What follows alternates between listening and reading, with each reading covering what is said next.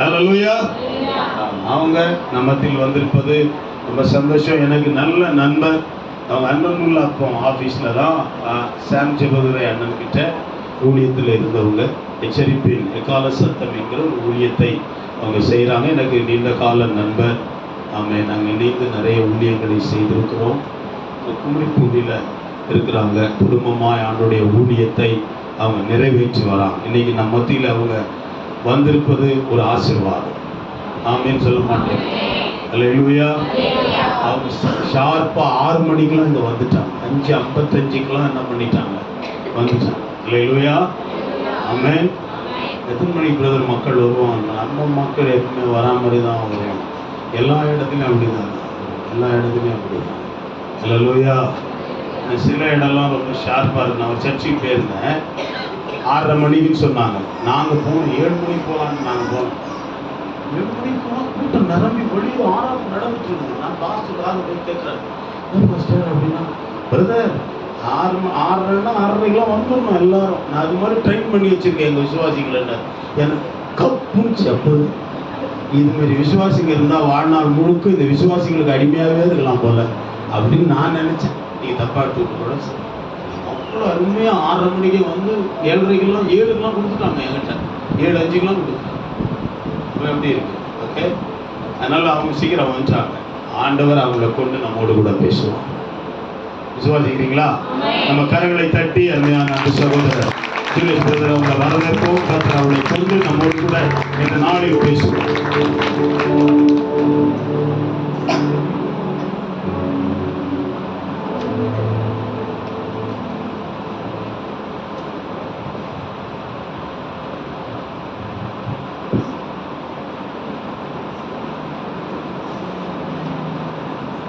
ஹல்லேலூயா. ஹல்லேலூயா. இந்த நாளுக்கு கொண்டு நடுவில் இத்தகைய வார்த்தையை கொடுக்கும்படி அதை பலப்படுத்தும் இயேசு கிறிஸ்துவினுடைய அருமையை நான் தெரிவித்துக் கொள்கிறேன். நல்ல சந்தர்ப்பத்தை கொடுத்த அருமையான வாழ்த்துக்களை நன்றி நான் தெரிவித்துக் கொள்கிறேன். ஹல்லேலூயா. இத்தகைய சமூகத்தில் வந்திருக்கிற அவர்களை இயேசு கிறிஸ்துவின் நாமத்தினாலே நான் வாழ்த்துகிறேன். நாளிலும் ஆவியானவர் நம்மோடு கூட இடைப்படும்படியாக தெரிந்து கொண்டதான வேத வசனம் வெளிப்படுத்தின விசேஷம் 20ஆம் அதிகாரம் 11, 12 வசனத்தை நாம் வாசிக்கலாம். வெளிப்படுத்தின விசேஷம் 21ஆம் அதிகாரம் 11, 12 வசனம்.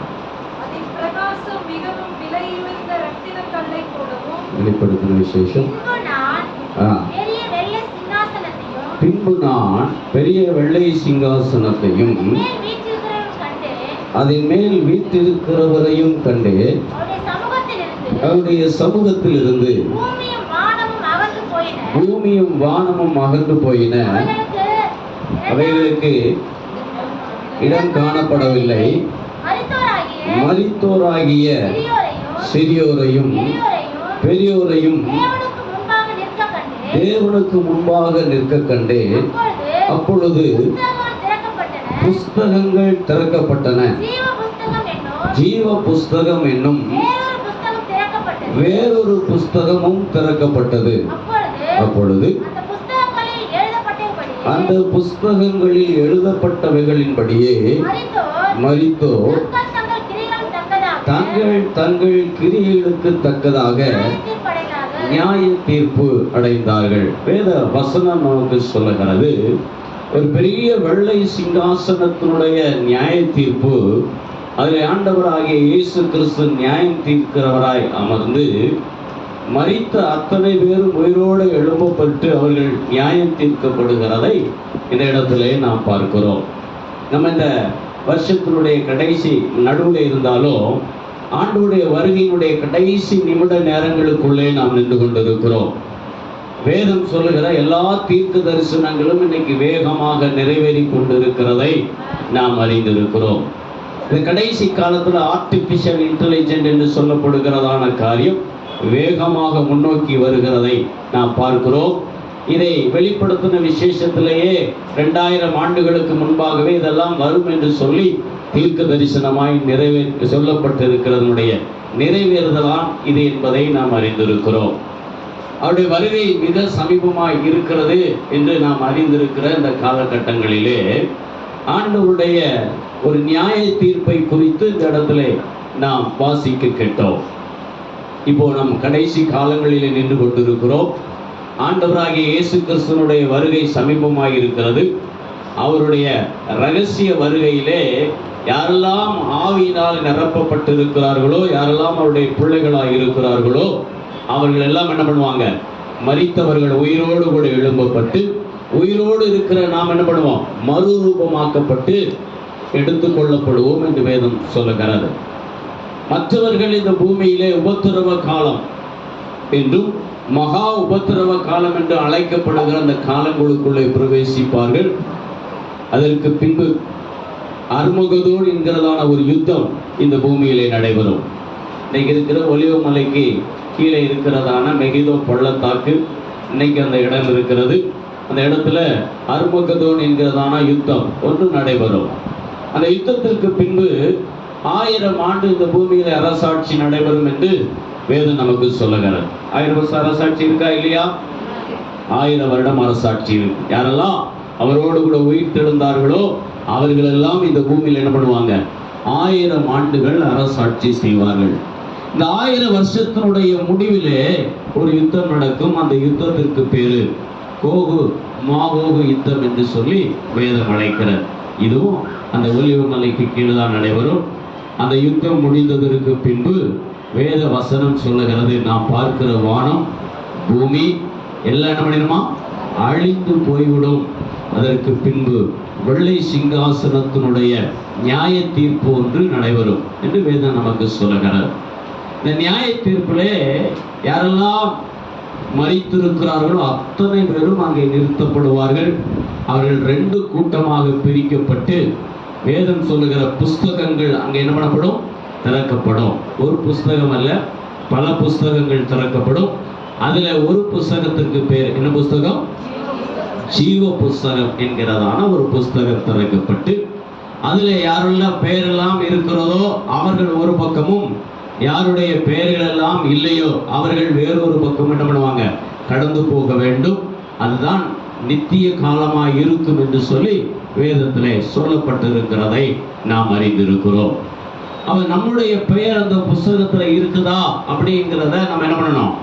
அறிந்து கொள்ள வேண்டும் இல்லையா? நம்ம சொல்லும்போது சொன்னாங்க, ரட்சிக்கப்பட்டிருக்கீங்களா அப்படிங்கிற கேள்வி கேட்பான். இன்னைக்கு எங்கேயுமே அந்த கேள்விகள் கிடையாது. ஏன்னா கேள்விக்கு ரட்சிக்கப்பட்டிருக்கீங்களா அப்படின்னா அவங்களுக்கு அர்த்தமும் என்ன பண்றது இல்லை, தெரியறது இல்லை இல்லையா? ரட்சிப்புனா என்னன்னு யாருக்கு என்ன பண்ணல, இன்னைக்கு தெரியாத சூழ்நிலை வந்துருச்சு. ஏன் அப்படின்னு கேட்டீங்கன்னா, ஒரு காலங்களிலே அநேக கூட்டங்கள் நடக்கும், சுவிசேஷ கூட்டங்கள் நடக்கும். கூட்டத்தினுடைய முடிவில் யாரெல்லாம் ரட்சிக்கப்படுகிறீங்களோ, யாரெல்லாம் இயேசுவின் ரத்தத்தினால பாவங்கள் கழுவப்படுறீங்களோ முன்னாடி வாங்க, இயேசு உங்களை ரட்சிக்கிறார்னு சொல்லி அழைப்பாங்க. அவங்க முன்னாடி வரும்போது என்ன பண்ணுவாங்க? பாவ அறிக்கை ஜெபத்தை அவங்களுக்கு சொல்லி அவங்களை ரட்சிப்புக்குள்ள நடத்தி சபைக்குள்ள ஒப்பு கொடுக்கிற பழக்கம் முன்னாடி இருந்தது. இன்னைக்கு என்ன இல்லை, சுவிசேஷமே இல்லை. ஆகவே என்ன இல்லை, ரட்சிப்பே இல்லாத ஒரு சூழ்நிலைக்கு நம்ம என்ன பண்ணிட்டோம்? தள்ளப்பட்டு விட்டோம். சபைக்கு வருகிறோம், ஆனா சபைக்கு வந்தாலும் கூட ரட்சிப்பு இருக்கிறதா அப்படின்னு கேட்டீங்கன்னா கொஞ்சம் டவுட்டு தான். ரட்சிப்புனா என்னன்னு நிறைய பேருக்கு என்ன பண்றதில்ல, தெரியல. ஏன் தெரியல அப்படின்னா, எங்க அம்மா அப்பா யாரு? கிறிஸ்தவங்க. ஆகவே நாங்களும் யாரு? கிறிஸ்தவம். நம்ம நினைச்சுக்கிட்டோம் பேரெல்லாம் வச்சுட்டாவே நம்மளாம் யாரு?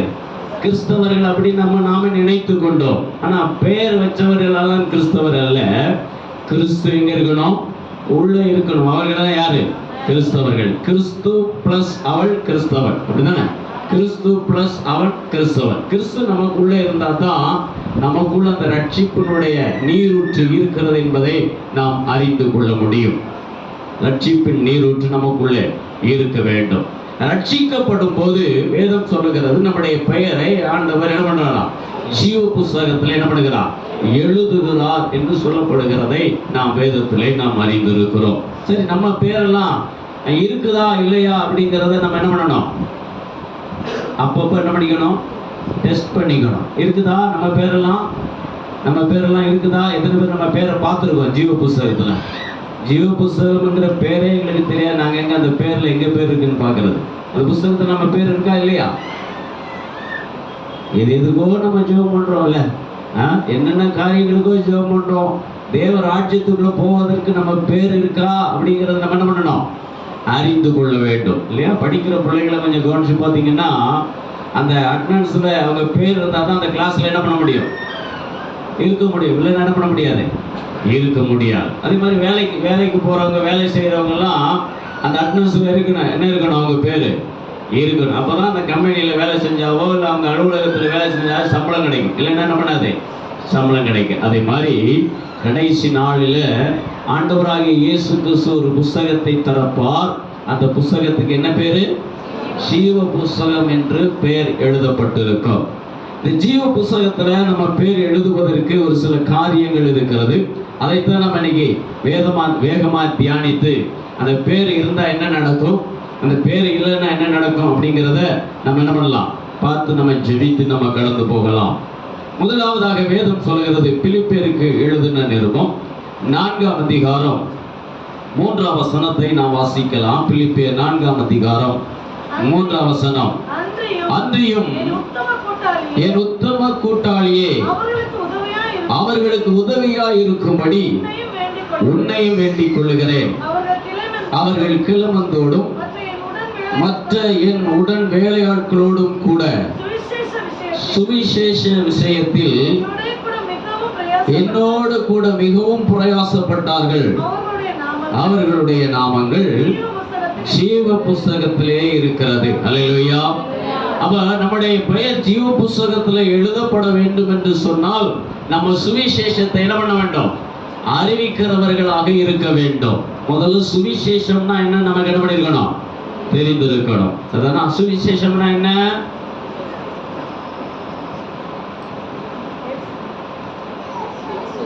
என்னமோ எடுத்துட்டு போட்டு போற.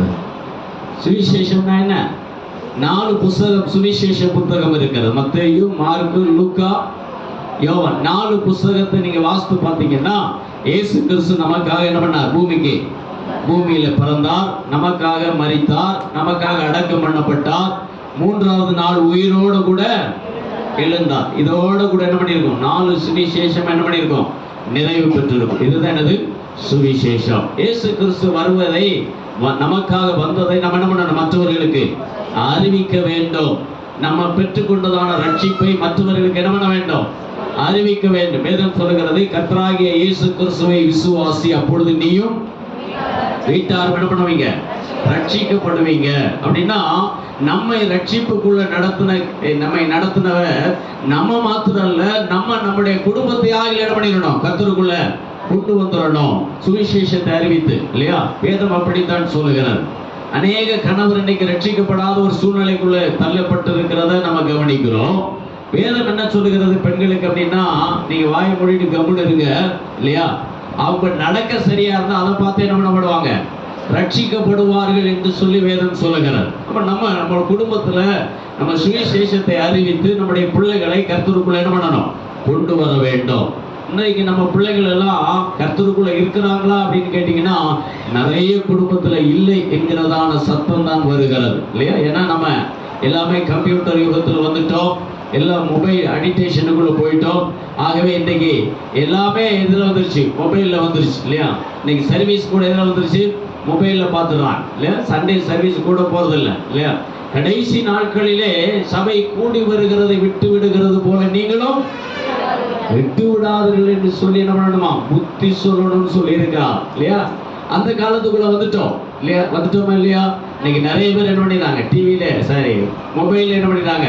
சர்வீஸ் முடிச்சுதான். ஏன்னா இது அப்பவுமே தெரிஞ்சிருக்கு இந்த மாதிரி எல்லாம் நடக்கும் என்று சொல்லி. அதல்ல, மொபைல் அல்ல, நம்ம எங்க போகணும்? சபை கூடி வருகிறத என்ன பண்ணிடக்கூடாது? விட்டு விடாது இருக்க வேண்டும் என்று வேதம் சொல்லி இருக்கிறார். அதை நம்ம என்ன பண்ணணும்? கீழ்ப்படிந்து நடக்கிறவர்களாக நம்ம இருக்க வேண்டும். அந்த சுவிசேஷத்தை அறிவித்து கர்த்தருக்குள்ள நம்முடைய பிள்ளைகளை, நம்முடைய குடும்பங்களை நாம் வழி நடத்துகிறவர்களாக இருக்க வேண்டும். நம்ம ஏன் சுவிசேஷத்தை சொல்லணும்?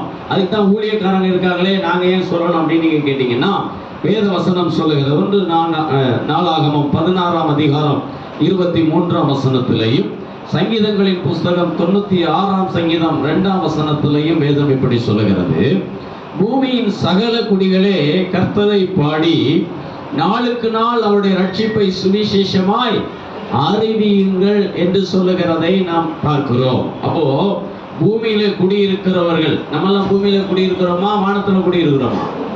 இன்னும் வானத்துக்கு நம்ம என்ன பண்ணல, ஏறி போகல இல்லையா? அத்தனை பேர் எங்க தான் இருக்கிறோம்? பூமியில தான் இருக்கிறோம். பூமியிலே குடியிருக்கிற நாம் அத்தனை பேரும் நாளுக்கு நாள் அவருடைய ரட்சிப்பை சுவிசேஷம் என்ன பண்ணணுமா? அறிவிக்க வேண்டும். நம்ம சுவிசேஷத்தை மற்றவர்களுக்கு அறிவிக்க வேண்டும் என்று வேதம் சொல்லுகிறது. நம்முடைய தேசம் இன்னைக்கு சுவிசேஷத்திற்கான வாசலை அடைக்கப்பட்ட தேசத்துல நம்முடைய தமிழ்நாடு நுழைச்சி வந்துருச்சு இன்னைக்கு இல்லையா? வந்துருச்சா இல்லையா? இன்னைக்கு எங்கேயுமே என்ன பண்ண முடியல, சுவிசேஷத்தை என்ன பண்ண முடியல, அறிவிக்க முடியல. அதிகாலையில டான் பிரீச்சிங் போனா 4 மணி 5 மணிக்கு, அது இன்னைக்கு இல்லை. அப்புறம் சுவிசேஷ கூட்டங்கள் எல்லாம் எல்லா இடத்துலையும் நடக்கும். இயேசு ரட்சிக்கிறார், விடுதலையாக்குகிறார், அந்த கூட்டங்கள் இல்லை.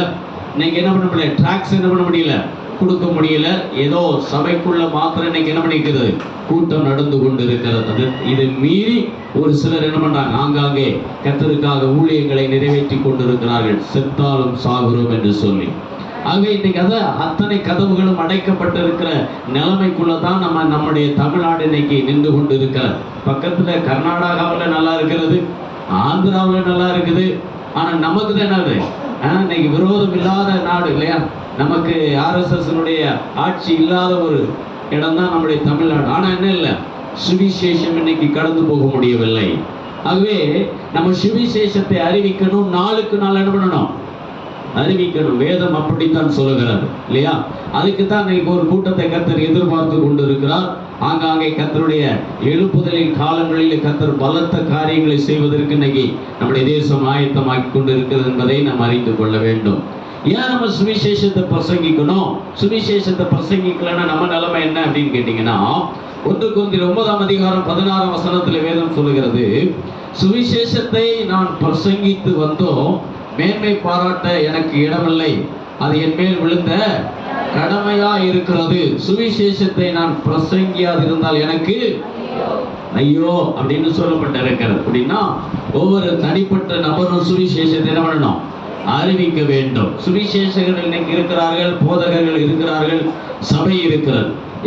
எங்க சபை சுவிசேஷம் அறிவிக்கிறதோ அந்த சபை என்ன பண்ணும், வளரும் என்கிறதை நாம் அறிந்திருக்கிறோம்.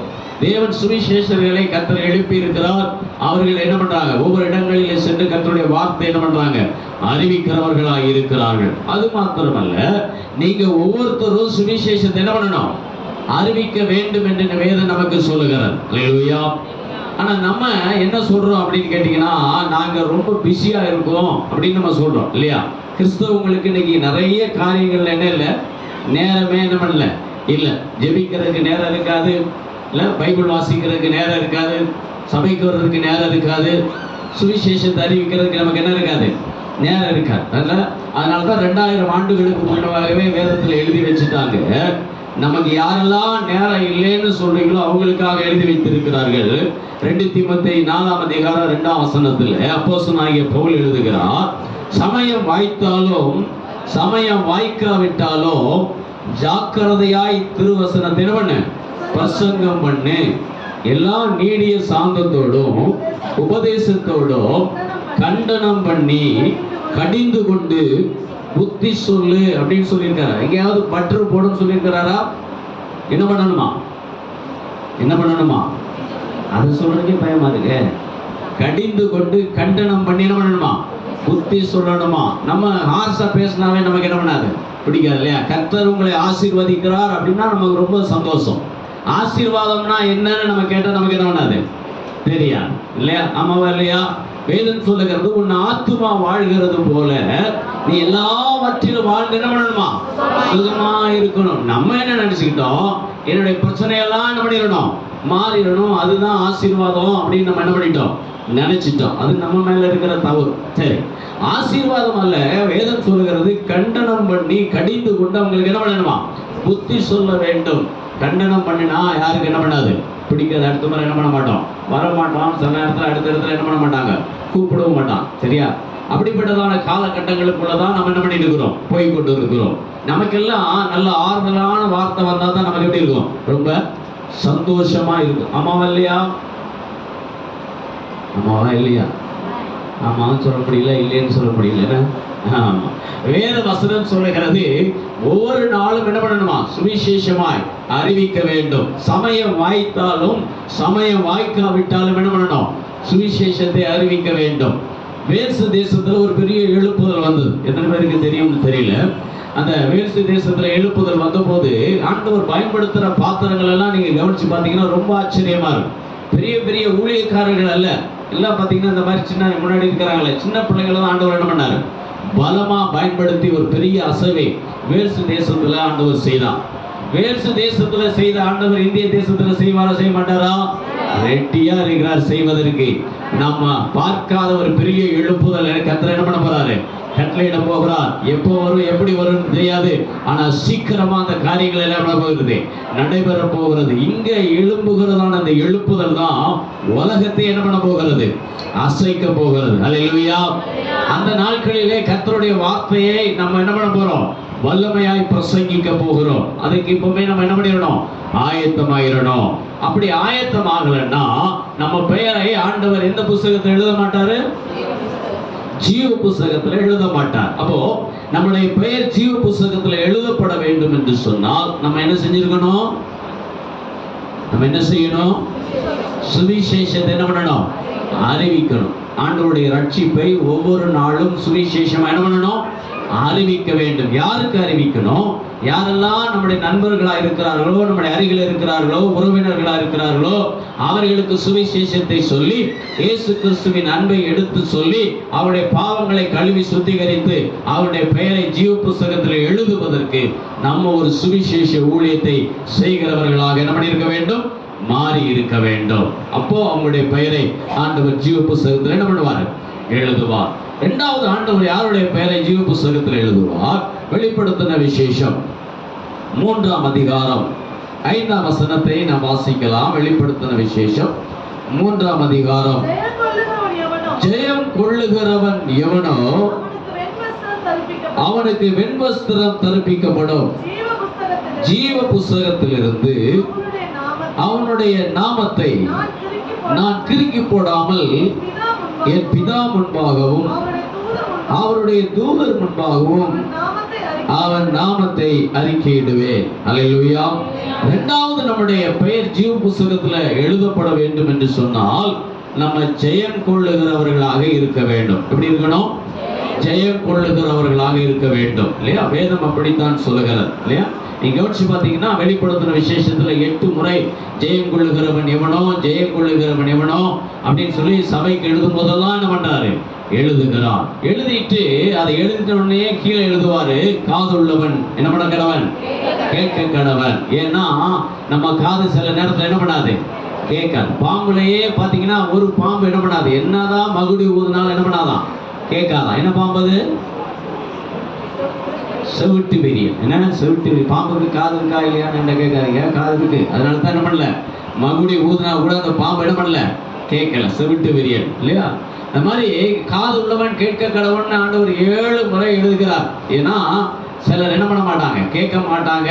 சிலர் பார்த்தீங்கன்னா 2 காதுல இருக்கனா இந்த காதில் வாங்கி இந்த காதில் என்ன பண்ணிடுவாங்க, விட்டுருவாங்க. எப்பவுமே செய்தி கேட்கும் போது என்ன பண்ணணும் அப்படின்னா குறிப்பு எழுத என்ன பண்ணணும், தியானிக்கிற பழக்கம் என்ன பண்ணணும் நமக்கு இருக்கணும். நிறைய பேர்கிட்ட அதை எழுதின மாதிரி எனக்கு தெரியல. அப்புறம் ஞாபகம் எப்படி இருக்கும்? கண்டிப்பா என்ன பண்ணாது, இருக்காது. சரிதான். இனி வர்ற காலங்களில் எல்லாம் என்ன பண்ணணும், ஒரு டைரி எடுத்துட்டு வந்து என்ன பண்ணணும், செய்தி யாரு செய்தி கொடுத்தாலும் எழுதி அதை என்ன பண்ணணும், தியானிக்கிற ஒரு நல்ல பழக்கம் நமக்குள்ள என்ன பண்ணணும், இருக்க வேண்டும். அப்ப நம்முடைய வாழ்க்கையில ஒரு ஜெயமுள்ள ஜீவியம் இருந்தால் தான் நம்முடைய பெயரை ஆண்டவர் எதில் எழுத முடியும், ஜீவ புஸ்தகத்தில் எழுத முடியும். எதையெல்லாம் ஜெயிக்கணும் அப்படின்னு கேட்டீங்கன்னா, முதல்ல நம்ம மாம்சத்தை என்ன பண்ணணும், ஜெயிக்கணும். கலாத்தியர் 5ஆம் அதிகாரம் 24ஆம் வசனம் சொல்லுகிறது, கிறிஸ்துவனுடையவர்கள் தங்கள் மாம்சத்தையும் அதன் ஆசை இச்சைகளையும் சிலுவையில் என்ன பண்ணியிருக்கிறாங்களாம், அறைந்திருக்கிறார்கள். இந்த மாம்சம் தான் நம்முடைய முதல் எதிரி. இந்த மாம்சம் தான் நம்முடைய முதல் எதிரி. எதுக்கு? ஆவிக்குரிய ஜீவியத்துல நம்ம வளர முடியாதபடி தடை செய்கிற முதல் சத்துருவே என்னதான், நம்முடைய மாம்சம். ஆகவே இந்த மாம்சத்தை என்ன பண்ணணுமா, சிலுவையில் என்ன பண்ணிடணும், அறைவதற்கு நம்ம ஒப்பு கொடுத்து விட வேண்டும் இல்லையா? அதனால தான் ஒவ்வொரு நாளும் நம்மை நாமே ஜீவ பலியாக ஒப்பு கொடுக்க வேண்டும். இதுவே புத்தி உள்ள ஆராதனை என்று வேதம் சொல்லுகிறதுக்கு காரணம் அதுதான். நம்முடைய சரீரம் தான் நம்முடைய எதிரி இல்லையா? வேதம் சொல்லுகிறது மாம்சத்தோடு ரத்தத்தோடு மாத்திரம் அல்ல அப்படின்னு சொல்லியிருக்கு இல்லையா? முதல்ல நமக்கு எதிராக நிற்கிறது இந்த மாம்சம் தான். ஆவி மாம்சத்துக்கு விரோதமாகவும் மாம்சம் ஆவிக்கு விரோதமாகவும் இப்போது என்ன பண்ணிட்டே இருக்கோம்? போராடி கொண்டே இருக்கும். நல்ல காரியங்கள்ல ஆவி உற்சாகமா இருக்கும், ஆனா அந்த சரீரம் என்ன பண்ணாது? இடம் கொடுக்காது. பைபிள் வாசிக்கன்னு சொன்னா வாசிக்காது, சர்ச்சைக்கு வான்னு சொன்னா சர்ச்சைக்கு வராது, உபவாச கூட்டம்னா சாப்பிட்டு வந்துடும். இப்படி இந்த சரீரம் தான் நம்முடைய முதல் எதிரி இல்லையா? அதனால அதன் சரீரத்தையும் அதனுடைய ஆசை இச்சைகளையும் எங்க அறையணுமா?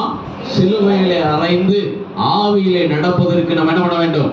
ஒப்பு கொடுக்க வேண்டும். அப்ப நம்முடைய முதல் எதிரியாகிய மாம்சத்தை என்ன பண்ணணும்? ஜெயிக்கணும். மாம்சத்தை ஜெயிக்கணும்னா மாம்சம் எங்க பண்ணியிருக்கணும்? சிலுவைக்கு போயிருக்கணும். மாம்சம் எங்க போயிருக்கணும்? சிலுவைக்கு போயிருக்கணும். அப்பதான் ஒரு ஜெயம் உள்ள ஜீவியம் இந்த பூமியிலே நம்ம வாழ முடியும். ரெண்டாவது நம்ம ஜெயிக்க வேண்டியதான காரியம் உலகத்தை என்ன பண்ணணும்? ஜெயிக்கணும். வேதம் சொல்லுகிறது கலாத்தியர் 6ஆம் அதிகாரம் 14ஆம் வசனத்திலே, அவரால் உலகம் எனக்கு சிலுவையில் அறையுண்டிருக்கிறது, நானும் உலகத்திற்கு சிலுவையிலே அறையுண்டிருக்கிறேன். உலகத்தில் உள்ளவைகள் எல்லாம் நம்மளை என்ன பண்ணிடக்கூடாது? மேற்கொள்ள விடக்கூடாது. இந்த உலகத்தின் அதிபதியாகிய பிசாசினுடைய கையில் என்ன பண்ணுகிறது? ஒப்பு கொடுக்கப்பட்டிருக்கிறது. ஆகவே உலகம் நம்ம என்ன பண்ணிடக்கூடாது? மேற்கொண்டு விடக்கூடாது என்கிறதை நாம் அறிந்து கொள்ள வேண்டும். உலகம் நமக்குள்ள இருக்குதா இல்லையா அப்படிங்கிறத எப்படி நம்ம தெரிந்து கொள்ள முடியும்? உலகம் நமக்குள்ள இருக்குதா நமக்குள்ள இல்லையா அப்படிங்கிறத எப்படி நம்ம தெரிந்து கொள்ள முடியும்? ஒரு உதாரணம் சொல்றேனே, நம்ம இப்போ பார்த்தீங்கன்னா தீபாவளி வர நேரம்லாம் பார்த்தீங்கன்னா எப்படியாவது புதுசாக என்ன பண்ணோம்? கலெக்ஷன்லாம் என்ன பண்ணோம்? வரும் இல்லையா? வருமா வராதா? வரும் இல்லை? லேட்டஸ்ட் ஃபேஷன் என்ன பண்ணோம்? வரும். அந்த ஃபேஷன் வர்றது தப்பு கிடையாது. ஃபேஷன் வர்றது தப்பு கிடையாது. உலகத்தில் புதுசாக என்ன பண்ணோம்? ஃபேஷன் வந்துகிட்டே இருக்கும். ஆனால் அந்த ஃபேஷனை நம்ம தேடி போய் செலெக்ஷன் பண்ணுறோம் பாருங்க, அங்கே தான் உலகம் நமக்குள்ள என்ன பண்ணி இருக்குது? வந்துடு. வேதம் சொல்லுகிறது எல்லாவற்றையும் அனுபவிக்க நமக்கு என்ன இருக்கிறது? அதிகாரம் இருக்கிறது. ஆனா எல்லாம் நமக்கு என்ன கிடையாது? தகுதி கிடையாது. நம்மளுடைய தகுதிக்கு ஏற்ற மாதிரி தான் நம்ம இருக்கணும். உதாரணமா இப்ப உள்ள ஃபேஷன் ட்ரெஸ் எல்லாம் பாத்தீங்கன்னா ஆண்களும் அங்கங்க கிழிச்சு விட்டுக்கிறாங்க, பெண்களும் அங்கங்க என்ன பண்ணிக்கிறாங்க? கிழிச்சு விட்டுறாங்க இல்லையா? இது நமக்கு தகுதி இல்லையா? தகுதி இல்லை இல்லையா? அப்ப அந்த மாதிரி ட்ரெஸ் நம்ம போட்டிருந்தோம்னு சொன்னா உலகம் நமக்குள்ள என்ன பண்ணி இருக்கிறது? வந்திருக்குங்கிறதுக்கு ஒரு சின்ன எக்ஸாம்பிள். நிறைய எக்ஸாம்பிள் இருக்கு, அதெல்லாம் சொன்னா நமக்கு நேரம் பத்தாது. ஒரு சின்ன எக்ஸாம்பிள் இதுதான். சரிதானா? அப்போ நமக்கு என்ன தகுதியோ அதை தான் பண்ணணும், நம்ம தெரிந்தெடுத்து கொள்ள வேண்டும். நான் உலகத்துல இருக்கிறோம், உலகத்துல இருக்கிற வரைக்கும் உலகம் நமக்குள்ள என்ன பண்ணிடக்கூடாது? வந்துடக்கூடாது. கடல்ல இருக்கிற மீன் பாருங்களேன், உயிரோடு கூட இருக்கிற வரைக்கும் அதுக்குள்ள என்ன போகாது? கடல் தண்ணி உப்பு என்ன பண்ணாது? போகாது. மீனெல்லாம் வாங்கி நம்ம உப்பு போட்டு சமைப்போமா? உப்பு இல்லாம சமைப்போமா? போட்டு தான் சமைக்கிறோம் இல்லையா? அது உப்பு என்ன பண்ணாது? உள்ள ஏறாது. அது மாதிரி தாமரை இலையை கொஞ்சம் பாருங்களேன், தண்ணியில தான் இருக்குது, ஆனா தண்ணி என்ன பண்ணாது? அதுல ஒட்டாது. அதே மாதிரி நம்ம உலகத்துல இருந்தாலும் உலகத்தினுடைய காரியம், உலகத்தினுடைய பழக்கம், உலகத்தினுடைய வழக்கம் எல்லாம் என்ன பண்ணிடக்கூடாது? வந்துடக்கூடாது. உலக பழக்க வழக்கம்லாம் பார்க்கணும்னா ஒன்று கல்யாணத்துக்கு போகணும், இல்லைன்னா வீட்டுக்கு போனால் தெரிஞ்சிடும் அந்த வீட்டில் எவ்வளோ உலக வழக்கமெல்லாம் நடக்குதுன்னு. சரி, ஆமாவா இல்லையா? இல்லையா? இங்கே நல்லா இருப்போம், கை தட்டுவோம், பாட்டு பாடுவோம், அந்நிய பாசல் நல்லா இருப்போம். ஆனால் உலக காரியம் வந்துருச்சுன்னு சொன்னால் நம்மளை மாதிரி அப்படியே உலகத்துக்கு என்ன பண்ணிடுவோம்? மாறி உலகத்தோட ஒத்து வாழ்ந்து போயிடுவோம். அதுதான் வேதம் சொல்லுகிறது. உலகத்தை நம்ம என்ன பண்ண வேண்டும்? ஜெயிக்க வேண்டும். உலகத்தின் அதிபதியாகிய பிசாசினுடைய கையில் என்ன பண்ணப்பட்டிருக்கிறது? கொடுக்கப்பட்டிருக்கிறது என்று வேதம் நமக்கு சொல்லுகிறது. மூன்றாவது நம்ம எதை ஜெயிக்கணும் அப்படின்னு கேட்டீங்கன்னா, பிசாசு என்ன பண்ணணும்? ஜெயிக்கணும். எபேசியர் 6ஆம் அதிகாரம் 11-12 வசனத்தை நீங்க வாசித்து பார்த்தீங்கன்னா, எதிர்த்து நிற்க திராணி உள்ளவளா இருக்கும்படி சர்வாயுத வர்க்கங்களை தரித்துக் கொள்ளும். போதும். வேதம் சொல்கிறது மாம்சத்தோடு ரத்தத்தோடு மாத்திரமல்ல, துரைத்தனங்களோடு அதிகாரங்களோடு இப்பிரபஞ்சத்தில் கிரியை செய்கிற அந்தகார லோகாதிபதிகளோடு வான மண்டலங்களில் உள்ள பொல்லாத ஆவிகளின் சேனையோடு நமக்கு என்ன உண்டு? போராட்டம் உண்டு என்று சொல்லப்பட்டுட்டு பின்னாடி சொல்றாங்க, அந்த சர்வாயுத வர்க்கத்தை எல்லாம் நம்ம பண்ணணும், தரித்து கொள்ள வேண்டும் என்று சொல்லுகிறதை நாம் கவனிக்கிறோம். அப்படின்னா இந்த பிசாசு நம்ம என்ன பண்ணணும்? எதிர்த்து நிக்கணுமா, நம்ம கூட கூட்டி வச்சுக்கணுமா? பிசாசுக்கு எதிர்த்து நில்லுங்கள், அப்பொழுது அவன் உங்களை விட்டு ஓடி போவான். அப்படின்னா பிசாசை எப்போதுமே நம்ம என்ன பண்ணணும்? எதிர்க்கிறவர்களாக இருக்க வேண்டும். இல்ல, எதிர்க்கிறதுக்கு நமக்கு என்ன இருக்கணும்? தைரியம் இருக்கணும் முதல்ல, இல்லையா? சும்மா பிசாசை ஏத்துட்டோம்னா நம்மள என்ன பண்ணிடுவோம்? ஒரு ஐடியா என்ன பண்ணிடுவான்? அடிச்சிடுவான். ஆமாவா இல்லையா? நம்மளோட பவர் அவனுக்கு என்ன இருக்குது? ஜாஸ்தி இருக்கிறது. கர்த்தருக்குள்ள இருந்தா சர்வாயுத வர்க்கத்தை தரித்து கொண்டாதான் என்ன பண்ண முடியும்? அதோடு கூட என்ன பண்ண முடியும்? யுத்தம் பண்ணி ஜெயிக்க முடியும். அப்ப பிசாசு நம்ம என்ன பண்ணணும்? ஜெயிக்கணும். பிசாசு நம்முடைய வாழ்க்கையில கடைசி வரைக்கும் யுத்தம் பண்ணிட்டே இருப்பான். ஆனா அவன் என்ன பண்ணக்கூடாது? ஜெயிக்க கூடாது. ஏன்னா கர்த்தருடைய பிள்ளைகள் என்ன பண்ணுவாங்களாம்? பிசாசை ஜெயிப்பார்கள் என்று சொல்லப்பட்டிருக்கு. நம்முடைய விசுவாசமே உலகத்தை ஜெயிக்கிற ஜெயம் என்று சொல்லப்பட்டிருக்கிறது. அப்ப நம்ம பிசாசை என்ன பண்ணணும்? ஜெயிக்கிறவர்களாக நம்ம இருக்க வேண்டும். அப்போதுதான் ஆண்டவர் நம்முடைய பெயரை என்ன பண்ணுவாராம்? ஜீவ புஸ்தகத்துல எழுதுவார் என்று சொல்லப்பட்டிருக்கிறதை நாம் கவனிக்கிறோம். அது மாத்திரமல்ல, வேதம் சொல்லுகிறது நம்முடைய பெயர் ஜீவ புஸ்தகத்தில் எழுதப்படுவதற்கு முதல்ல நம்முடைய பாவங்கள் எல்லாம் என்ன பண்ணப்பட்டிருக்கணுமா? கழுவப்பட்டிருக்கணும். 1 யோவான் 1ஆம் அதிகாரம் 7ஆம் வசனத்தை வாசிக்கலாம். அவர் ஒளியில் இருக்கிறது போல நாமும் ஒளியிலே நடந்தால் ஒருவரோடு ஒருவர் ஐக்கியப்பட்டிருப்போம். அவருடைய குமாரனாகிய இயேசு கிறிஸ்துவின் ரத்தம் சகல பாவங்களையும் நீக்கி நம்மை சுத்திகரிக்கும். வேதம் சொல்லுகிறது நம்ம பாவத்திலிருந்து என்ன பண்ணப்பட்டிருக்கணுமா? விடுதலையாக்கப்பட்டிருக்க வேண்டும், இல்லையா? வேதம் சொல்லுகிறது நம்ம பாவத்திலிருந்து எப்போ ரட்சிக்கப்படுகிறோமோ, எப்போ இயேசு கிறிஸ்துவினுடைய ரத்தத்தின் வல்லமை நம்ம மேல இறங்கி வருகிறதோ, எப்போ நாம் பரிசுத்தமாக்கப்படுகிறோமோ, அப்பொழுது நம்முடைய பெயரை ஆண்டவர் என்ன பண்ணுவாராம்? ஜீவ புஸ்தகத்தில் எழுதுவார். அப்படின்னா நம்ம பேர் கழுவப்பட்டிருக்க வேண்டும். நம்ம இயேசுவின் ரத்தத்தினால கழுவப்பட்டிருக்க வேண்டும். பாவத்துக்கு மரித்தவர்களாக இருக்க வேண்டும். பாவம் செய்யாத ஒரு பரிசுத்தம் உள்ள ஒரு ஜீவியம் செய்கிறவர்களாக இருக்க வேண்டும். அப்பொழுதுதான் வேதம் நமக்கு சொல்லுகிறது நம்முடைய பெயரை கர்த்தர் எங்க எழுதுவாராம்? ஜீவ புஸ்தகத்திலே எழுதுவார் என்று சொல்லப்பட்டிருக்கிறதை நாம் கவனிக்கிறோம். தேவனுடைய ராஜ்யத்துக்குள்ள போவதற்கு இந்த பாவங்கள் எல்லாம் தடையா இருக்கும் என்று வேதம் சொல்லுகிறது. வெளிப்படுத்தின விசேஷம் 21ஆம் அதிகாரம் 8ஆம் வசனத்தை வாசிக்கலாம். வெளிப்படுத்தின விசேஷம் 21ஆம் அதிகாரம் 8ஆம் வசனம். பயப்படுகிறவர்களும் அவிசுவாசிகளும் அருவருப்பானவர்களும் கொலைபாதகரும் விபச்சாரக்காரரும் விக்கிரகாராதனைக்காரரும் பொய்யர் அனைவரும் 2ஆம் மரணமாகிய அக்னியும் கந்தகமும் எரிகிற கடலிலே பங்கடைவார்கள் என்றார். வேதம் சொல்லுகிறது யாரெல்லாம் பாவத்தில் இருக்கிறார்களோ அவர்கள் தேவனுடைய ராஜ்யத்துக்குள் என்ன பண்ண முடியாது? வர முடியாது, பிரவேசிக்க முடியாது என்று சொல்லப்பட்டிருக்கிறதை நாம் கவனிக்கிறோம். அப்படின்னா நம்முடைய வாழ்க்கையில நம்ம பாவத்திலிருந்து ரட்சிக்கப்பட்டிருக்கிற ஒரு அனுபவம் நமக்குள்ள இருக்க வேண்டும். நம்ம ஜெபிக்கிறதுனால, நம்ம சபைக்கு வருகிறதுனால, பைபிள் வாசிக்கிறதுனால, நம்ம கிறிஸ்துவ பெயர் வைத்திருக்கிறதுனால நமக்குள்ள ரட்சிப்பு இருக்குதுன்னு நம்ம என்ன பண்ண முடியாது? சொல்ல முடியாது. நம்முடைய பாவங்களை எல்லாம் நாம் அறிக்கை செய்தவர்களாக இருக்க வேண்டும். பாவங்களை எல்லாம் என்ன பண்ணிருக்கணும்? அறிக்கை செய்தவர்களாக இருக்க வேண்டும். அறிக்கை செய்து விட்டு விட்டவர்களாக இருக்க வேண்டும். அப்பொழுதுதான் தேவன் தன்னுடைய பெயரை ஜீவ புஸ்தகத்தில் என்ன பண்ணுவாராம்? எழுதுவார். அப்படி பெயர் இருந்தா தான் நம்ம தேவனுடைய ராஜ்யத்திலே, தேவனுடைய சமூகத்திற்குள்ள என்ன பண்ண முடியும்? கடந்து வர முடியும் என்று வேதம் நமக்கு தெளிவாய் சொல்லுகிறதை நாம் கவனிக்கிறோம். அப்போ பாவத்தோடு கூட இருப்போம் என்று சொன்னால், நம்முடைய வாழ்க்கையில அக்கிரமம் இருக்கும் என்று சொன்னால், மீறுதல் இருக்கும் என்று சொன்னால், நம்முடைய பெயர் ஜீவ புஸ்தகத்தில் எழுதப்படாது என்கிறதை நாம் அறிந்து கொள்ள வேண்டும். பாவம் செய்கிற ஆத்துமா சாகவே சாகும் என்று வேதம் சொல்லி இருக்கிறதுனால, பாவத்தோடு ஒரு மனிதன் மரிக்கும் போது கண்டிப்பா அவன் எங்க போக முடியாது? பரலோகத்துக்குள்ள போக முடியாதுல்ல. பரலோகத்துக்குள்ள யாருமே போக முடியாது, இல்லையா? ஆமாவா இல்லையா? பரலோகத்துக்குள்ள போலாமா? போக முடியாதா? போகலாமா? போக முடியாதா? பரலோகத்துக்குள்ள ஒருத்தர் என்ன பண்ண முடியாது? போக முடியாது அப்படின்னு பைபிள் சொல்லுகிறது. அவன் பரலோகத்திலிருந்து இறங்கின இயேசு கிறிஸ்துவும் பரலோகத்துக்கு ஏறினவருமாகிய அவரை தவிர வேறு ஒருத்தர் என்ன பண்ண முடியாது? பரலோகத்துக்குள்ள போக முடியாது. அப்ப எங்க போவோம் அப்படின்னு கேட்டீங்கன்னா, பரலோகத்துல ஆண்டவர் ஒரு ராஜ்யத்தை ஆயத்தம் பண்ணி, இல்லையா? என் பிதாவின் வீட்டிலே அநேக வாசஸ்தலம் இருக்கிறது, ஒரு ஸ்தலத்தை என்ன பண்றேன்? கொண்டு வரேன்னு சொல்றாரு. அதுக்கு பேர் தான் புதிய எருசலேம். அதுக்குள்ளதான் என்ன பண்ணணும்? பிரவேசிக்கணும். சரிதானா? அந்த ஜீவ புஸ்தகத்துல எழுதப்பட்டவங்க புதிய எருசலேம்ல கூட என்ன பண்ண முடியாது, பிரவேசிக்க முடியாது. இந்த புதிய எருசலேமுக்குள்ள போக முடியாது. புதிய எருசலேமுக்குள்ள போகணும்னா அதுக்கு வேற ஒரு புஸ்தகத்தில் எழுதப்பட்டிருக்கணும். பேர் என்ன புஸ்தகம்? எந்த புஸ்தகம்? ஜீவ புஸ்தகத்தில் எழுதப்பட்டாவே எங்க போகணும்னு தெரியல. இதுல வேற இன்னொரு புஸ்தகமா அப்படின்னு கேக்குறீங்களா?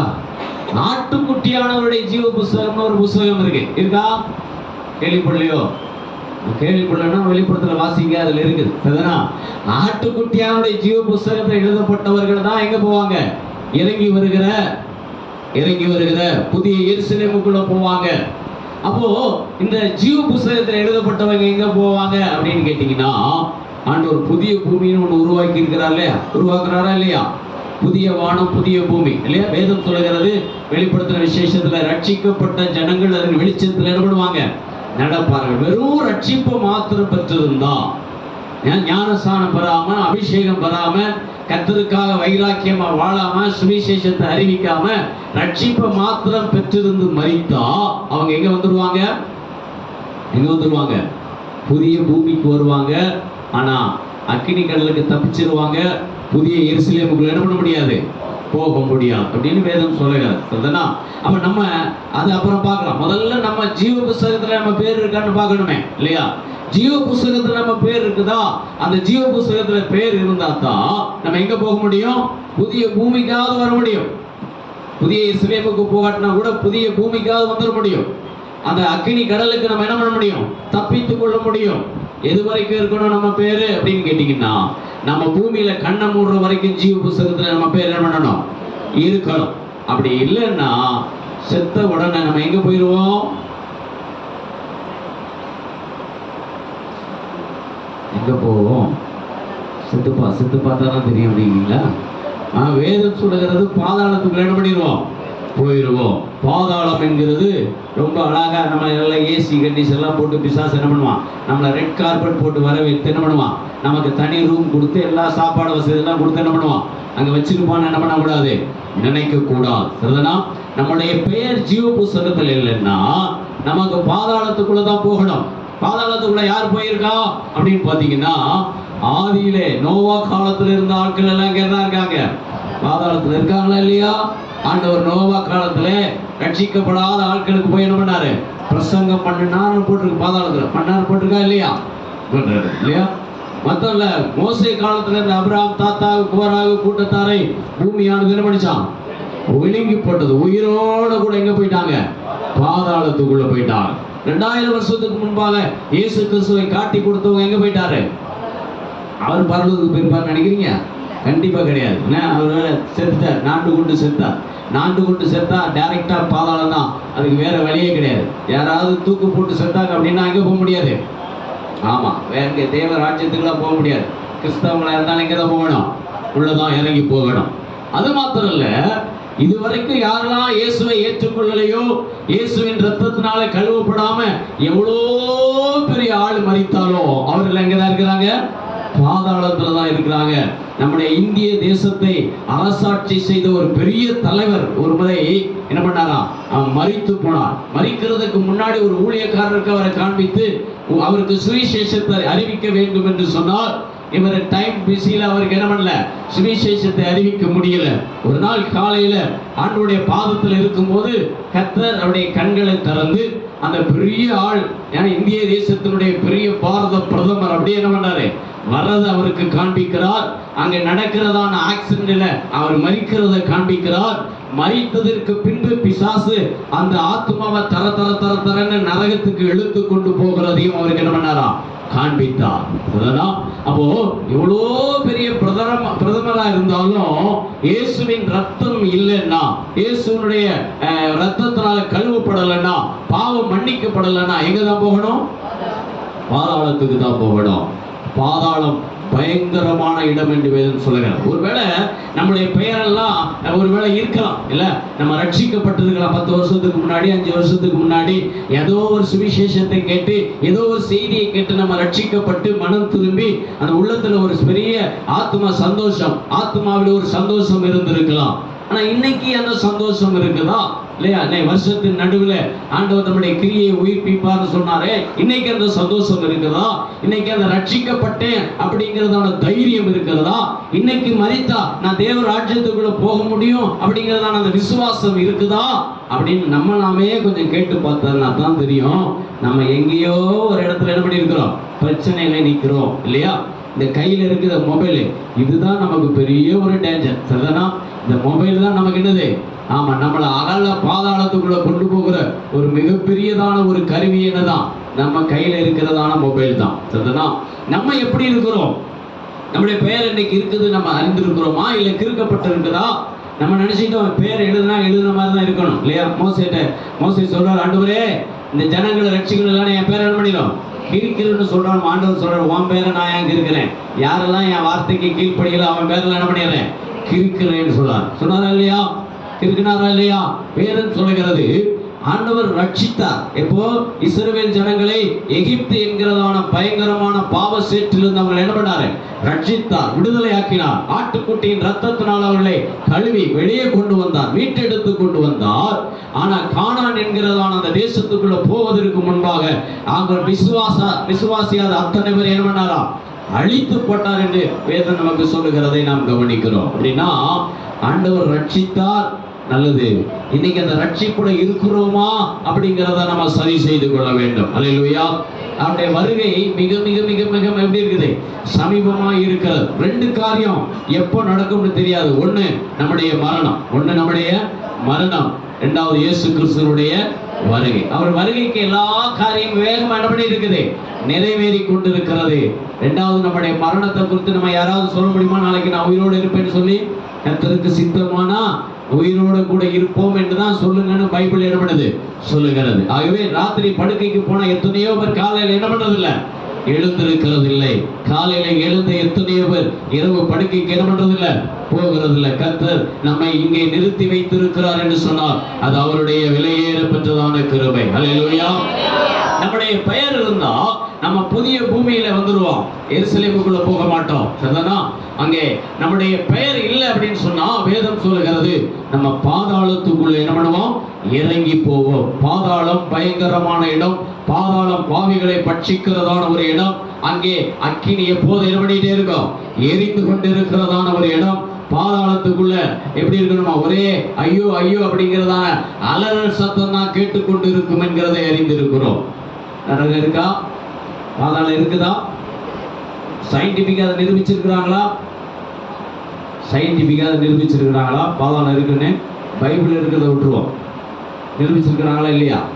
ரஷ்யாவில் சைபீரியா என்கிற இடத்துல நாத்தியவாதிகள், ரஷ்யாவிலே நாத்தியவாதிகள் அவங்க பூமிக்கு கீழே என்ன பண்ணியிருக்கிறாங்க, அண்டர்களோட தொலை போட்டு போகும்போது ஒரு இடத்துல எம்டியா சுத்துறதை அவங்க உணர்ந்தாங்க. ஆகவே அங்கே என்ன இருக்கிறது அப்படிங்கிறத எவ்வளவோ முயற்சி பண்ணி அந்த சத்தத்தில் என்ன பண்ணாங்க, எடுத்தாங்க. அதில் இருக்க மற்ற அத்தனை பேரும் போயிட்டாங்க. ஆனால் ஒரே ஒருத்தர் என்ன பண்ணாரு, அதை ரெக்கார்ட் பண்ணார், அந்த சத்தத்தை. அவர் ரட்சிக்கப்பட்டார் இல்லையா? அந்த சத்தத்தை எத்தனை பேர் கேட்டிருக்கீங்களா? பரவாயில்ல, ஒரு ஆள் சாட்சிக்கு இருக்கு. சரி, அப்படி இல்லைன்னா நெட்டில் போட்டு பார்த்தீங்கன்னா இருக்கும், பாதாளத்தில் இருந்து வருகிறதான அந்த குரல் எல்லாம் ஐயோ ஐயோ ஐயோன்னு என்ன பண்ணிகிட்டே இருக்கும், அலறிக்கொண்டே இருக்கும் இல்லையா? பாதாளத்தில் சந்தோஷமா இருக்கும்னு நினைக்கிறீங்க? மேல்மட்ட டிகிரியே 10 லட்சம் டிகிரி சென்டிகிரேட் அப்படின்னு சொல்றாங்க மேலே இல்லையா? நமக்கு எல்லாம் பாதாளத்துக்கு போய் தெரியாததுனால ஒரு சின்ன எக்ஸாம்பிள் சொல்றேன். சரிதானா? பாதாளம் இருக்குதா இல்லையா, போனா என்ன ஆகும் அப்படின்னு சொல்லி. சரிதானா? நரகத்தை பத்தி நம்ம அறிஞ்சுக்கணும் இல்லையா? நரகத்தை பற்றிய தெய்வீக வெளிப்பாடுன்னு ஒரு புத்தகம் இருக்கு. எத்தனை பேர் படிச்சிருக்கீங்க அதை? இப்போ மாத்திரம் படிச்சிருக்கிறான். கேத்ரின் பாக்டர்ஸ் அப்படின்னு எழுதுனா ரொம்ப அருமையா இருக்கும் அந்த புத்தகம். படிச்சு பாருங்க, அப்பதான் கொஞ்சம் பயம் வரும். அப்பதான் நம்ம ஒழுங்கா ஓட முடியும். சரிதானா? அப்ப நரகத்தை குறித்து நம்ம அறிந்து கொள்ளணும் அப்படின்னு சொன்னா நம்ம வீட்டுக்கு போனாலும் ஒரு எக்ஸாம்பிள் பண்ணி பாருங்க. எல்லாரும் வீட்டிலையும் நல்ல சிலிண்டர்லாம் இருக்கு இல்லையா, ஸ்டவ் எல்லாம் இருக்கும்னு நினைக்கிறேன். ஸ்டவ்ல 2 பர்னர் இருக்கும், ஒன்று சின்னது, இன்னொன்று என்னது பெருசா இருக்கு இல்லையா? பெரிய பர்னரை ஆன் பண்ணி ஃபுல் ஃப்ளேம் வச்சுட்டு ஏறி ஒரு 5 நிமிஷம் உட்காந்துருங்க. நரகத்தை பற்றிய சின்ன எக்ஸாம்பிள். இதுதானா? தப்பி தவறி உட்கார்ந்துடாதீங்க, அவ்வளோதான். அடுத்த நாள் என்ன, ஃபியூனரல் சர்வீஸ் தான் நடத்தணும். சரியா? அப்போ பயங்கரமான இடம் பாதாளம். அக்கினி எரிந்து கொண்டே இருக்கும். அக்கினி எப்படி இருக்கும், எரிந்து கொண்டே இருக்கும். அது அவிந்து போகாது. எத்தனை வருஷம் அப்படின்னு கேட்டீங்கன்னா, இன்னைக்கு மரித்தா கூட, இன்னைக்கு ஆண்டவருடைய இயேசு வருகை வந்து நம்ம மரணத்தை சந்தித்தா கூட 1007 வருஷம் எங்க தான் இருக்கணும்? பாதாளத்துல தான் என்ன பண்ணணும்? இருக்கணும். பாதாளத்தில் இருந்து கடைசியா ஆண்டவருடைய வருகை, அவருடைய ரகசிய வருகை, அவருடைய பகிரங்க வருகை, அதுக்கப்புறம் 1000 வருட அரசாட்சி, 1000 வருஷ அரசாட்சிக்கு பின்பு வெள்ளை சிங்காசன நியாய தீர்ப்பு. நியாய தீர்ப்புல நியாய தீர்க்கிறதுக்கு தான் நம்மள என்ன பண்ணுவோம்? எந்திரிப்போம். பாதாளத்துல இருக்கிறவங்க எல்லாம் என்ன பண்ணுவாங்க? எந்திரிப்பாங்க. வேதத்துல சொல்லப்பட்டிருக்கு, நீங்க தொடர்ந்து வாசித்து பாத்தீங்கன்னா, பாதாளம் தண்ணியில் உள்ள மரித்தோரை என்ன பண்ணிச்சு? ஒப்புவித்தது என்று சொல்லி இருக்கிறத நம்ம பார்க்கிறோம். அப்போ ஒப்புவித்த பின்பு அந்த வெள்ளை சிங்காசன நியாய தீர்ப்பு நடக்கும். வெள்ளை சிங்காசன நியாய தீர்ப்புல அவங்களுக்கு விடுதலை கிடைக்கும்னு நினைக்காதீங்க. கண்டிப்பா என்ன கிடைக்காது? விடுதலை கிடைக்காது. ஜீவ புஸ்தகத்திலே எழுதப்பட்டவனாக காணப்படாதவன் எவனோ எங்க போயிருவானா? அக்கினி கடலுக்கு போயிடுவான். பாதாளத்தை விட அக்கினி கடல் பயங்கரமானது என்கிறதை நாம் அறிந்து கொள்ள வேண்டும். அக்கினி கடல் யாருக்காக நியமிக்கப்பட்டிருக்கிறது? நமக்காகவா? பிசாசுக்காகவும் அவனுடைய தூதர்களுக்காகவும் நியமிக்கப்பட்டது இல்லையா? ஆரம்பத்திலேயே பாவம் செய்த லூசிபருக்காகவும் அவனோடு கிட்ட சேர்ந்து பூமியில விழுந்த அந்த கூட்டத்துக்காகவும் நியமிக்கப்பட்டது.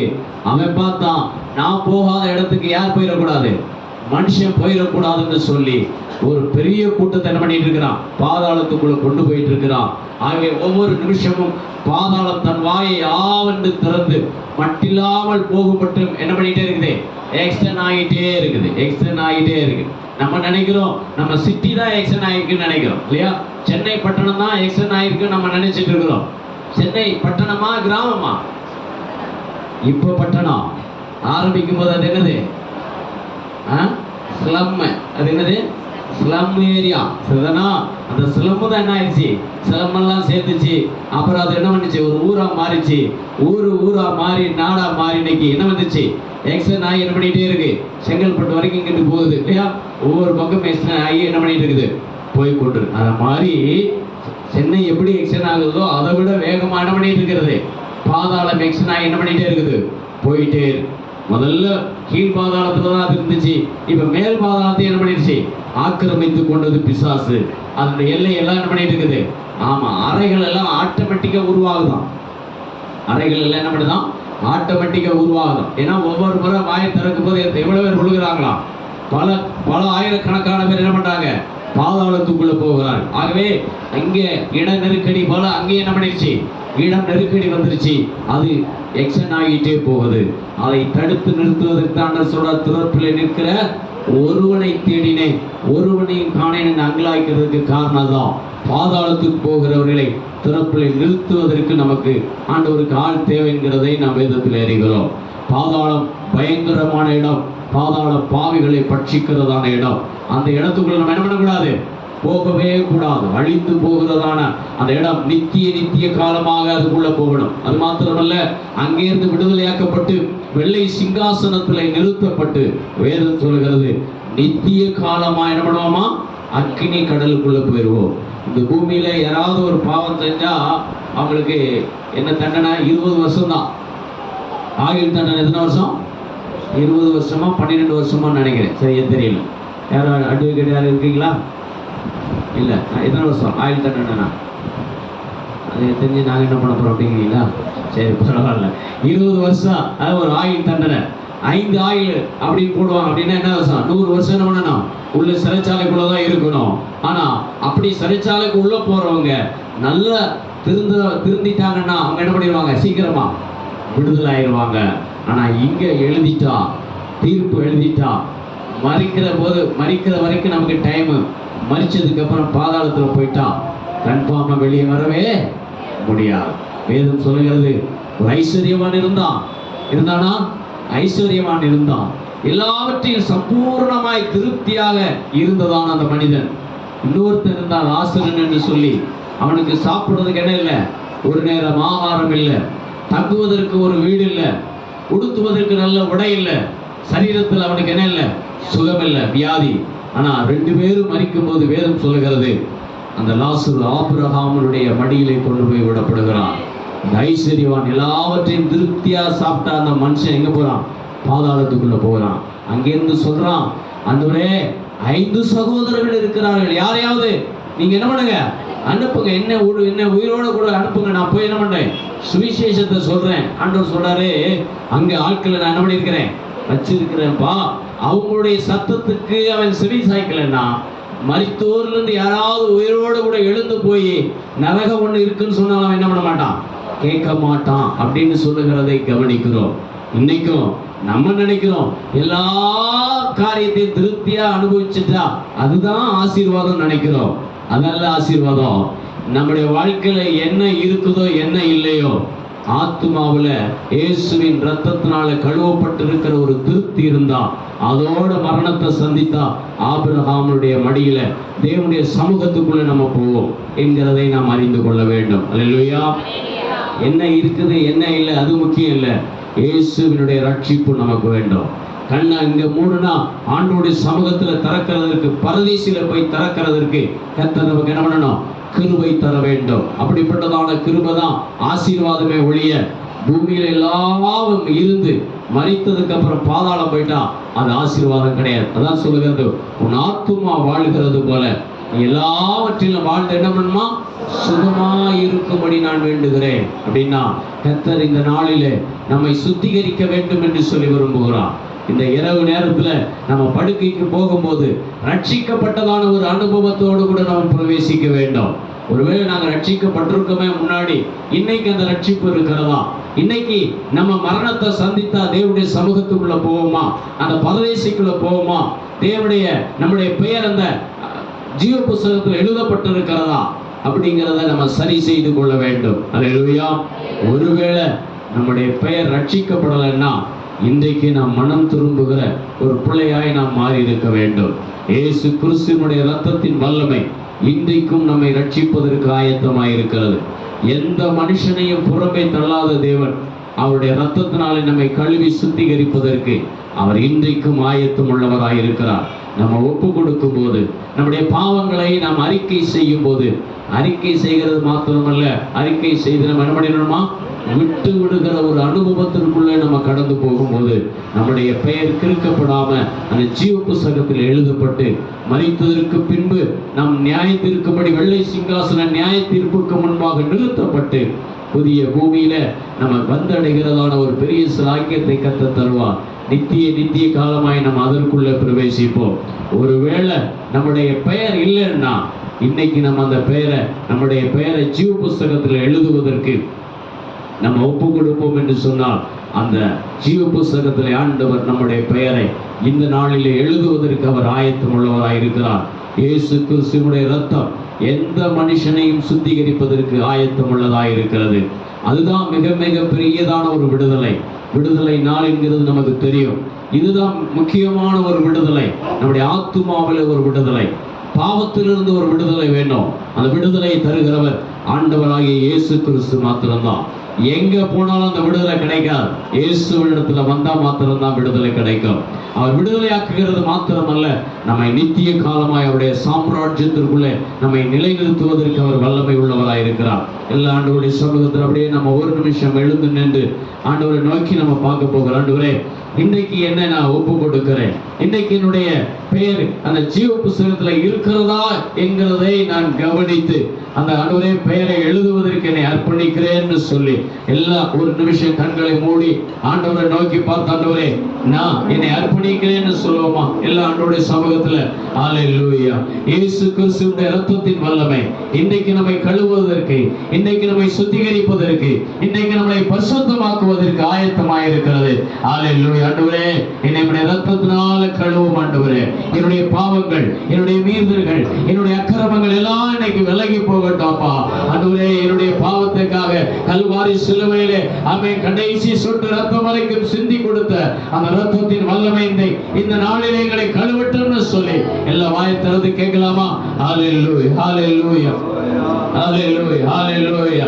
ஆண்டவரே, நாங்கள் ஒப்பு கொடுக்கிறோம்.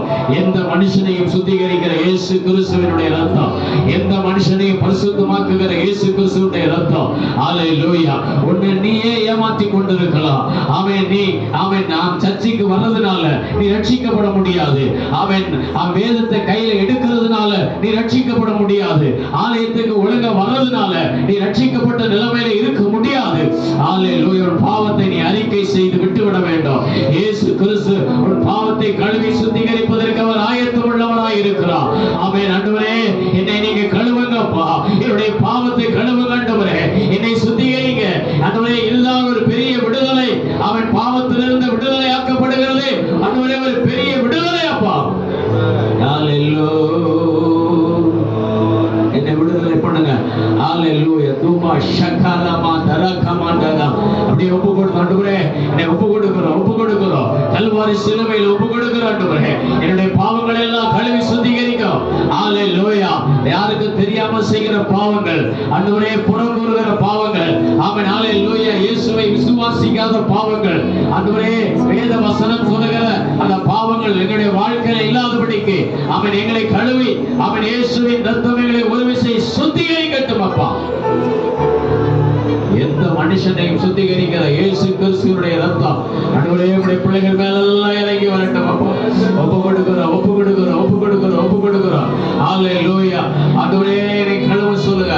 வாயை திறந்து ஆண்டவரே, என்னை கழுவுங்க, என்னை சுத்திகரிங்க ஆண்டவரே. ஹalleluya, ஹalleluya. இயேசுவின் ரத்தத்தின் வல்லமை இறங்கட்டும். இயேசு கிறிஸ்துவினுடைய ரத்தத்தின் வல்லமை இறங்கட்டும். ஆதாபா ஷக்கபாண்டா ராகதரா பாக்கபாண்டரா. யாரெல்லாம் ஆண்டவரே ஒப்பு கொடுக்கிறாங்களோ, யாரெல்லாம் ஆண்டவரே தன்னை அர்ப்பணிக்கிறார்களோ, அவர்கள் மேல ஆண்டவருடைய ரத்தத்தின் வல்லமை இறங்குவதாகப்பா. இறங்கட்டும், இறங்கட்டும் ஆண்டவரே. ஆமென். இன்னைக்கு ஒரு சுத்திகரிப்பு வரட்டும், இன்னைக்கு ஒரு பரிசுத்தம் வரட்டும், இன்னைக்கு அவர்கள் பெயர் ஜீவ புத்தகத்தில் எழுதப்படட்டும். ஹalleluya. ஒப்பு கொடுக்கிறோம், ஒப்பு கொடுக்கிறோம், ஒப்பு கொடுக்கிறோம், ஒப்பு கொடுக்கிறோம் ஆண்டவரே. ஹalleluya. அப்படியே கல்வாரி சிலுவைக்குள்ள ஒப்பு கொடுக்கிறோம். அர்ப்பணிக்கிற ஒவ்வொரு பிள்ளைகள் மேலையும் ஆவியானவருடைய கரம் ஆண்டவரே கிரியை செய்வதாகப்பா. ஹalleluya, ஹalleluya.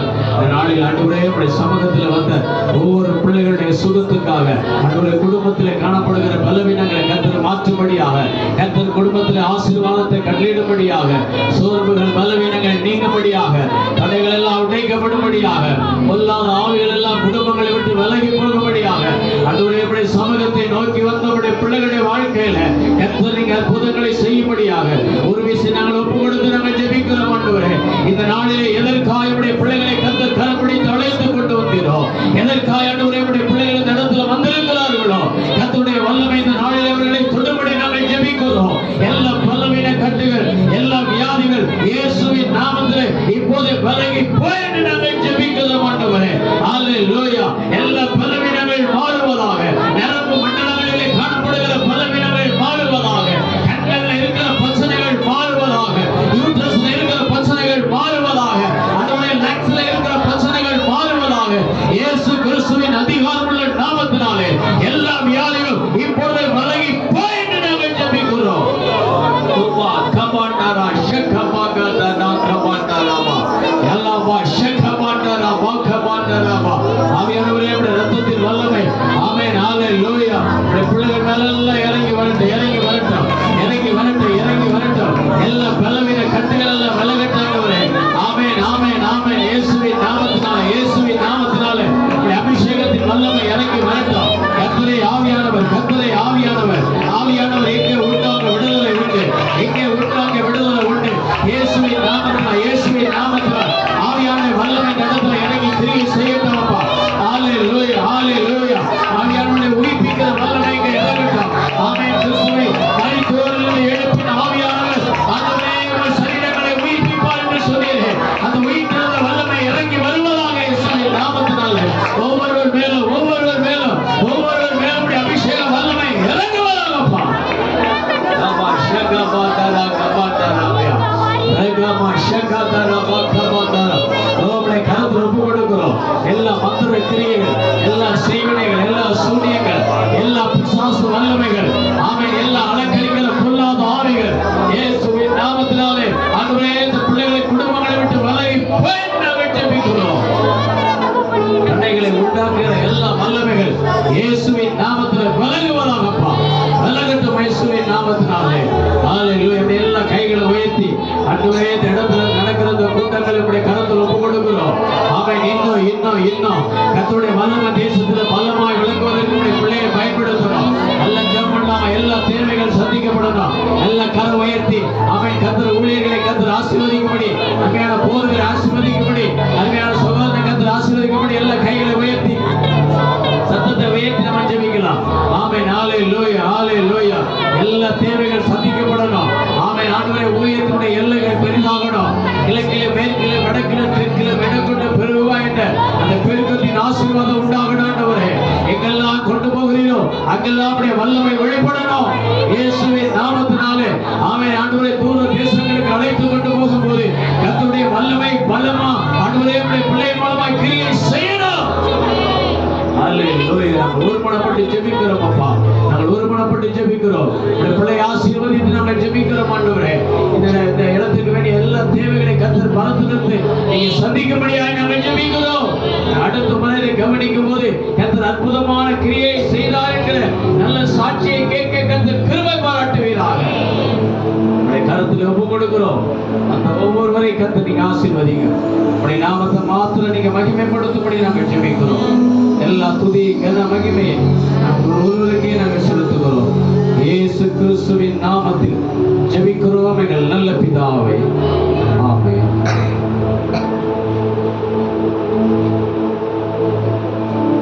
வலது கருத்தை உயர்த்தி பிரதருக்கு நேரம் நீட்டி ஜீரியஸ் பிரதருக்காக ஊழியர்களுக்காக ஆண்டவர் அவர்களை நாம வேதத்தில் இருக்கிற மறைந்த சத்தியங்களை அறிவிக்கிறதற்கு இந்த நாட்களில் பயன்படுத்தி வருகிறோம். நல்ல கரத்தை நீட்டி அவங்க ஊழியர்களுக்காக சிஸ்டருக்காக அருமையான 2 மகள்கள் உண்டு பிரதருக்கு. ஊழியங்கள் ஆமை இன்னும் பறந்து விரிந்து கர்த்தரை இன்னும் பயன்படுத்த வேண்டும். கடந்த நாட்கள்ல ஆமென் மும்பை பட்டணத்துல ஆண்டவர் அவர்களை பயன்படுத்தினார். நாளை கூட அவங்க KGF போறாங்க. ஆண்டவர் இன்னும் பயன்படுத்த வேண்டும்.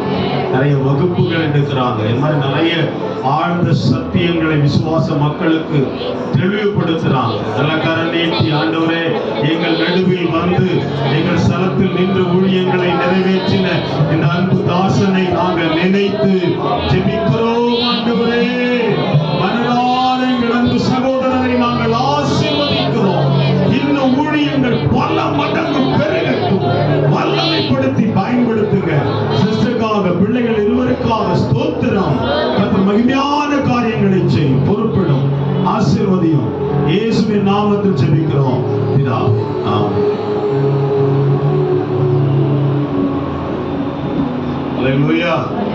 ஆண்டவர் இந்த நாளில் நம்மோடு கூட பேசி இருக்கிறார். ஆமென் சொல்லுங்க. நிறைய பேருக்கு இதெல்லாம் தெரியாது. நிறைய பேருக்கு எவ்வளவுதான் நிறைய சந்தை மேலோட்டமான காரியங்கள் மட்டும்தான் தெரியும். ஒண்ணு நீங்க நல்லா புரிஞ்சுக்கணும். நம்ம பேர் எங்க எழுதி இருக்கணும்? ஜீவ புஸ்தகத்துல எழுதிருக்கு. ஆமென் சொல்லுங்க. ஆமென். யார் யார் பேர் ஜீவ புஸ்தகத்துல எழுதி இருக்கணும்னு ஆசை? ஆமென் சொல்லுங்க. ஆமென்.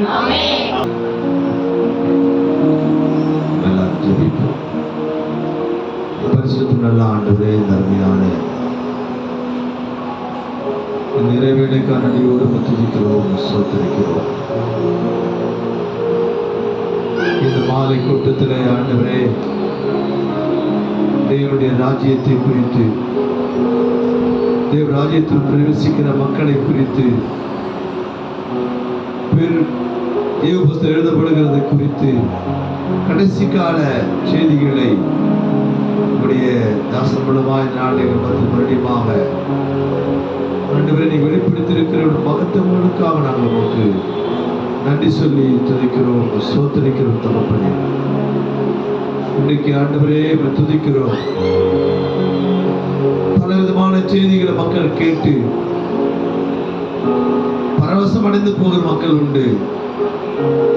இப்படிப்பட்ட ஆவிக்குரிய சத்தியங்களை, வேதத்தின் ரகசியங்களை அறிந்து கொண்டு தன்னை சுத்திகரித்துக் கொள்வதற்கு இந்த நாள் ஒரு ஏற்ற நாளாக அமைத்துக் கொடுத்ததுக்காக நன்றி செலுத்துகிறோம். ஒவ்வொரு விசுவாசியின் வாழ்க்கையிலே தன்னுடைய பெயர் இருக்கிறதா என்பதை கவனித்து தன் ஓட்டத்தை ஓடி முடிக்க கிருபை தரும்படியாக நாம் ஜெபிக்கிறோம். ஒவ்வொரு சகோதர சகோதரிகளையும் ஆண்டவரே இன்னும் வருகை நாளுக்கு ஆயத்தப்படுத்தும், அதற்கு அவர்களை பரிசுத்தப்படுத்தும், தகுதிப்படுத்தும். வார்த்தை கொண்டு அன்பான சகோதரருக்கு நாங்கள் ஜெபிக்கிறோம். அவர் கொடுத்த நல்ல ஊழியர்களுக்காக ஸ்தோத்திரம். அவர் கொடுத்த மனைவி பிள்ளைகளை ஆசீர்வதியும். இந்த ஆச்சரியத்து மாலை கூட்டத்தை வைக்கும்படி காரணமான சகோதரன் குடும்பத்தாரையும் ஆண்டவர் ஊழியர்களுக்கு ஆசீர்வதியும்.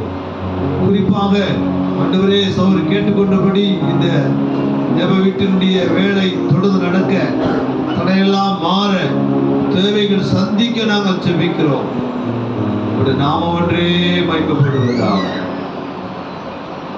உடைய நாமம் ஒன்றே மகிமைப்படுவதாக.